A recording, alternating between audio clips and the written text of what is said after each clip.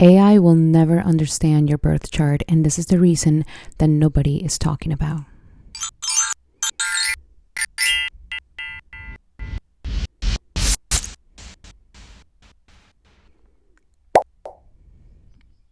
My name is Vinodini Dasi. I am a Vedic astrologer, author, and practitioner of Bhakti Yoga. So if you are into Vedic astrology, self-development, and ancient knowledge, make sure to hit that subscribe button and the notification bell so that you never miss any of the nectar. Today we're going to be discussing why AI will never understand your birth chart and the reason that nobody is talking about it. This is an open discussion for everybody to put their 2 cents in the comments here below. So the first thing that happens here, and my core understanding of all of this, is that Jyotish is the eye of the Vedas. That is what Jyotish is the original Vedic astrology word. Western astrology derived. It is the grandfather of astrology. So Jyotish, being the eye of the Vedas, this naturally symbolizes that it is an act of witnessing, and witnessing requires a witness. So this is when we start running into a difficulty when AI is not necessarily a conscious witness. So even though AI can do everything an astrologer can do in computation and calculation, it can calculate positions, it can list yogas, it can recite classical rules, and it can generate plausible interpreted text, but it cannot do one thing that makes Jyotish, and that is the astronomy plus phrasebook. It cannot stand as a conscious seer, the Sakshi. This is an important part of astrology, and it is what makes it so beautiful, because astrology is not just, it is the only science that combines both the scientific energies along with spiritual energies. It is the one that actually fuse these two together. And so the Jyotish, having that conscious seer that witnesses, this is that part of the chart that is being perceived with meaning. So a birth chart cannot just be data. It's actually a symbol. And symbols, in order for them to be completed, it needs that conscious observer, that conscious knower. So when there is no knower, there's no reading. Only the statistical echo of some past readings or a deduction of certain things. So the thing here is that AI has read every book in Jyotish and everything that has been written, and it has understood none of it, because understanding is not in the words, but it is in the one who actually witnesses and sees it. And here's where we step into the argument of consciousness versus computation. And this is one of the main arguments that we're going to start seeing in our world thanks to the advancements of AI. Even though a machine, an AI, can pretend to seem like it's conscious, it will never truly be conscious, because consciousness actually derives from the soul within a human being. We are not just a mechanical body that is made up of electrical circuits that make chemical compounds that create things. Because even if, think about it, if we had a dead body, I can electrocute the body, I can send electrical waves to the body, and the body is not just going to magically come back to life. Why is that? Because the thing that mobilizes life in everything from human beings to animals, even to plants, is actually the consciousness inside of it. It is the soul. This is one thing that we have forgotten, is that we are not just made out of this physical body. We actually have 3 bodies. The body that is physical that you see, that is made out of all the elements, then the body of our subtle energies, which is where our mind, intelligence, and false ego lies. Even though you cannot see my mind, we all know that everybody has a mind. So even though it's subtle in nature and the eye cannot perceive it, this doesn't mean that it does not exist. And then these two are actually temporary bodies that once we die, and dying is something that happens to everyone. It doesn't matter if you believe in God or not believe in God, or believe in science or believe and not believe in science. Everybody knows that they're going to have an ending to their life. If there's a birth, there's a death. And so when the death happens, we give up this body, not just the physical one, but also the subtle one. And the only thing that is left and eternal forever, it is the soul, that part of consciousness that mobilizes this physical gross body and the subtle body. So even though we may have a society that is completely stuck in the idea that we are this body and therefore we can just scientifically create life with made up cells, synthetic things, synthetic cells, synthetic organic matter, it's never going to be able to hold the consciousness. And the consciousness is the witness. And the consciousness is the seer and the knower. It is that part of us that is able to not just compute, but to actually be a conscious energy. So my first argument is perception cannot be simulated. As I mentioned before, Jyotish, it is the eye of the Vedas. And this is Vedanga Chakshu. And this being the eye of the Vedas, it's seen, even if we talk about logic, Nayam, knowledge, Prama, requires a knower, a Pramanta. That is how it works. Knowledge does not just work without a knower behind it. And that is the reason why AI, if it wasn't for us, the human beings who know things and are feeding the AI, then it will not know anything. So even AI itself needs and requires to eat our own knowledge, the knowledge of the conscious being, so that it actually simulates knowing something.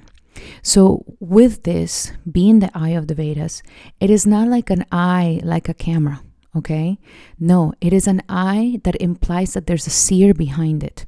So this is when we start understanding that Jyotish sits before a chart. When a person is looking at a chart, this is what's happening. It's not just a camera looking at a chart. It is the eye that is looking at it and the seer behind it that is actually interpreting it. Therefore, there's something that is happening here that is totally different from just retrieving information. There's a conscious understanding and intuition that is also stepping into the interpretation of the chart. Therefore, we can understand that the person who's perceiving the chart, that is actually an instrument. The consciousness is a part of the instrument to be able to read the chart. This is the reason why the best astrologers are not just people who can regurgitate data and information. The best astrologers are the astrologers who are able to, yes, learn all the techniques and the tools, but at the same time, they have this ability to use their intuition, to use their consciousness to be able to interpret it even deeper. Because it's not just about reading the chart, but it's also about feeling into the person who wants the client. So if the client is in a certain level of spiritual development, the astrologer is able to also perceive this. The astrologer is able to perceive the potential of a chart, the ultimate goal of the chart, the weaknesses and the struggles and the challenges. But at the same time, it is witnessing the person, the client, and feeling into where they are in life. And a good astrologer knows how to give you the information at the right time, in the right words, in the right form, to be able to help you ascend from wherever level of life you are at the moment. And therefore, it requires that consciousness of delivering something, so that the person does not feel disempowered by the reading, but actually feels quite empowered by the reading. Therefore, the consciousness of the astrologer is actually the method of the astrologer. This is the reason why every single astrologer has their own unique flavor, unique way to go about their charts, unique way to deliver things. And each human being will search and find a unique astrologer that resonates with what they need to hear at the same time. That's why we cannot compare astrologers. Each astrologer has their own way of delivering their information in a way that is impactful for the right person's ears to hear it. Therefore, if you remove the consciousness of the reader, not only do you get a degraded reading, you get no reading at all. You just get a regurgitation of data that cannot actually tap into the growth of your own soul. This is what astrology is for. Astrology is to actually help us in our soul journey, in our self-development, to become the best versions of ourselves in this lifetime, to understand the karmas of our past lives, to understand what we're dealing with in this lifetime and what we need to accept. It is a tool of self-acceptance. No chart is perfect. Every single chart has blessings and every single chart has negative things. And if you have the ability to go deeper and deeper and deeper, you will realize that your chart is the perfect chart for the growth of your soul. Regardless of the hard and challenging aspects, this was perfectly tailored to help you ascend in this lifetime. When we're able to start perceiving astrology in this way, it's not just give me some watered down data information about what this placement is. It is deeper than that because it is a soul growth tool. It is not just an entertainment tool.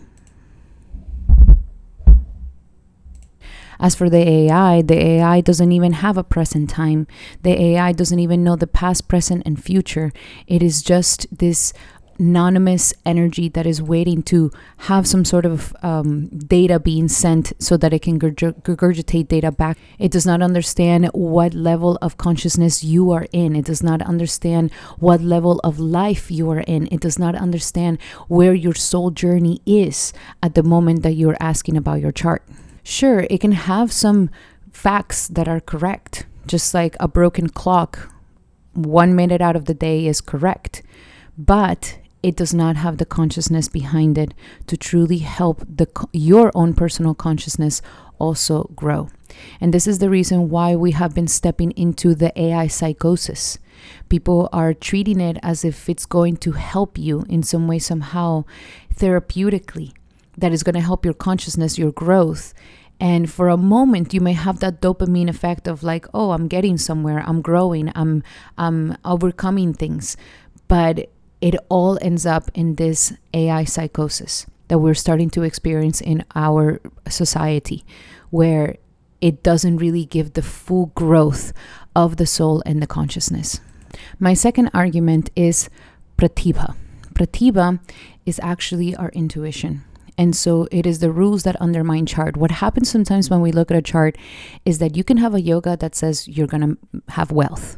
And then you can also have a yoga that contradicts this wealth. Or you can have a yoga that says that it's going to happen in many, many years from now. And so there's a bunch of contradictory indicators that can happen in a chart all the time. And this cannot be solved by just algorithms. It cannot be solved by the deduction data. It has to be solved by the ability to have intuition. And in reality, intuition, it is an astrologer's sadhana. The astrologer is, yes, growing intellectually in knowledge, in technical understandings, in studying the shastras of astrology, but it also has to train itself to have a very powerful intuitive insight. This, when we have these two combinations of highly knowledgeable in the knowledge of astrology, in the gyan of astrology, along with this intuitive insight, this is when you have a powerful astrologer that can really, really see a chart with more pure eyes. And of course, when we have knowledge in a person that is not just doing sadhana, but also practicing bhakti, devotion, purity, mantra chanting, sadhvic lifestyle, sadhvic eating, this is when you start getting a more pure outlook, concept, understanding, so that the mind is not distorted or agitated when it's trying to perceive or try to understand the intuition that is coming from the chart that they're reading. There's actually even texts like the Prashna Marga who are constantly having massive chapters on the qualifications of an astrologer. So being an astrologer is not just being a person that regurgitates a bunch of data. It actually also has a very strong spiritual path, spiritual discipline discipline, devotion, and a lot of sadhana that needs to come along with the astrologer in order to be able to channel this energy, to channel this knowledge in the most pure way. And you may ask yourself, so why does an astrologer's spiritual qualification and practice matter if astrology is mere calculations? Because ancient astrology in the tradition actually understands that an astrologer is not just a scholar. An astrologer is actually a channel for this divine knowledge to come through.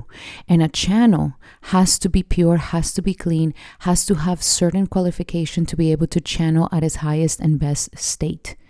That is why this practice is also important for the maturity and for the quality of work that an astrologer can give to the world. As for the AI itself, first, doesn't have a sadhana, doesn't practice any of the spiritual practices to become a channel, and it is not a channel. It doesn't even have intuition. Now, why does it sound like it does have intuition? Because the only thing that the AI is doing is regurgitating the past astrologers' insights and intuitive understanding. So it cannot come up with its own intuition. It cannot channel its own understanding in the moment. It can only regurgitate what other astrologers in the past have already understood and have channeled in the past. And to a certain extent, this can be accurate, but it is more accurate when it is in the moment, when it is in the time and in the present moment. That makes it more accurate to the time, to the situations, to the person that you're talking to. And there's a different quality that happens at that moment when you're channeling in the present moment. It is not just secondary intuitions of foreign astrologers. Therefore, AI interpretations is like weighting the average of dead man's insights from the past. And it's delivered without the living insight that is produced in the moment. This is why it can also end up being inaccurate. And my last third argument is karma cannot be measured by something that does not have karma itself. So a Jyotish consultation is not just an information transfer. This is a shift where a person, a human being, a soul who has karma is also consulting with compassion another soul who also has karma. So the way that this is being delivered is really serious.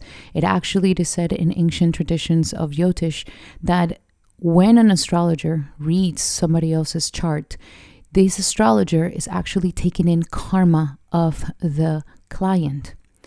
And this is an important thing because it is a very delicate situation for the astrologer. Because when an astrologer is giving advice or prescribing remedies or analyzing the destiny of a soul, there's a shared karmic transfer that is happening here.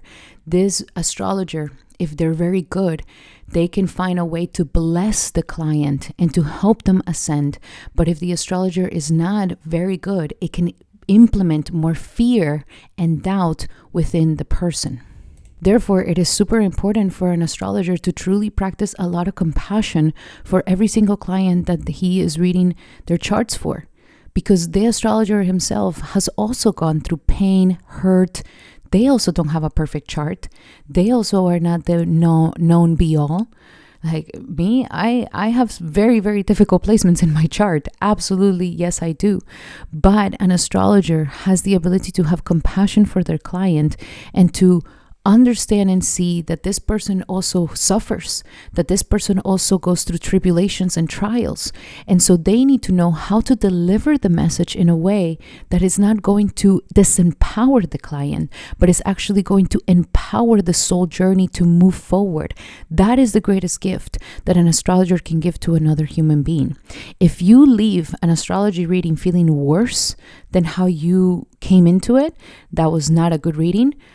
I will say, disregard anything that the person has said, because that is not what astrology is for. Astrology is to help us really ascend to a higher place in our soul journey. So an astrologer has a big responsibility because whatever the astrologer says to the client at that moment, he is responsible for the aftermath of what could happen to that client. If it brought more suffering to the person, or if it brought more happiness to the person. And the astrologer has to respond to his own words, to his client, to his guru, to God, when they're giving a reading.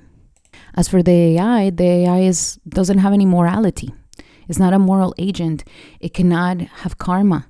It cannot bless you. It cannot be responsible for what you decide to do after reading whatever it says. And it cannot suffer the consequences if it ends up ruining your marriage, or ends up ruining, bringing more pain and suffering into your life, or encourage you to take some sort of action or choose something that could be detrimental to your soul's growth. Because the AI cannot generate that compassion. Because it has not suffered. It has not gone through fears, to hopes, to tribulations, through issues. It has not fallen in love. It has not felt what it feels to lose a loved one or grief. So when we're actually asking questions about our destiny, our soul destiny, to an AI, it's like literally asking the question to a mirror. The mirror is showing you something, but there's nothing behind the mirror. Because usually when we're looking for an astrologer, we could be in a moment of crisis. Usually people, most of the time when they are looking for an astrologer, they're in a fork in the road in their life. They're in a crisis moment in their life. They're in a very transformative moment in their lives. And if we don't have a conscious, compassionate soul behind it that can actually hold the client, then the person can definitely go into a completely different situation. So at this moment of crisis, a person is not just looking to be described by an AI. It's looking to be held, to be understood, to be guided, for its soul to come back to love. And that can only happen with another conscious being. It is in these moments when we are looking for grace. Grace is when we are at that moment of massive transformation in our minds. We could be going through something so terrible, or so shocking, or so hard, or so challenging, that it could either make us ascend to a transformation of a better self, or it can take us into a massive trauma that debilitates us for the rest of our life. And so at this moment, it is so important, because when a person is seeking understanding of themselves, a sincere seeking understanding of themselves, and they're looking for astrology for this, then there's going to be a divine arrangement that happens here through a living astrologer at that moment. So this divine arrangement cannot happen with a synthetic thing. Grace can only happen through consciousness. Grace cannot happen through calculations. It could only happen through the instruments of consciousness. So this is another reason why AI will never be able to truly read your chart. These are my 3 arguments of why AI will never be able to read your chart fully. I would love to hear from you guys in the comments. What do you think? Let's discuss this topic a little bit more to understand and to share each other's knowledge here in the channel. Thank you guys for being here. Thank you so much for the likes and the hypes. And thank you so much for all the love that you guys give me. I truly, truly love you guys so, so much. And let me know if you like these videos where we talk a little bit more on philosophical talks, on current situations that are happening in connection with astrology. Sending everybody so much love and light, and I'll be seeing you on the next video. Hari Bol and Hari Krishna.